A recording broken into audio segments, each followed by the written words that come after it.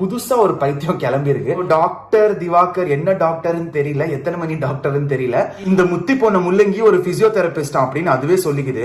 First உங்க shirt button ஒழுங்கா போடுங்க, வயிறு எல்லாம் பிதுங்கிட்டு வெளியில வருது, இல்லன்னா ஒழுங்கா துப்பட்டாவது போடுங்க. வந்து பாத்தீங்கன்னா அகமது மீரான் அகைன்ஸ்ட் நிறைய கான்ட்ரவர்சி எல்லாம் வந்து பேச ஆரம்பிச்சாங்க. இதுக்கப்புறம் பிரியாணி மேன் அரெஸ்ட் ஆனதுக்கு அப்புறம் அதை பத்தி ஒரு வீடியோ போடும் அப்படின்னு சொல்லிட்டு அதே மாதிரி ஒரு வீடியோ வந்து போடுறாரு. அந்த வீடியோல வந்து பிரியாணி மேன் வந்து பாடி ஷேமிங் பண்ணங்காட்டி அவர் அரெஸ்ட் பண்ணிட்டாங்க அப்படின்னு சொல்லிட்டு அவரே வந்து பிரியாணி மேனை பாடி ஷேமிங் பண்றாரு. அந்த ஆள் மூஞ்ச பார்த்தாலே வந்து 4 நாள் நிறைய பேருக்கு வந்து தூக்கம் வராது, அப்படிப்பட்ட ஒரு பயங்கரமான மூஞ்சு. பட் அதை தாண்டி the way he speaks also is very irritating. That is also an honest truth. According to section 499, body shaming is a crime அப்படின்னு வந்து சொல்றாங்க.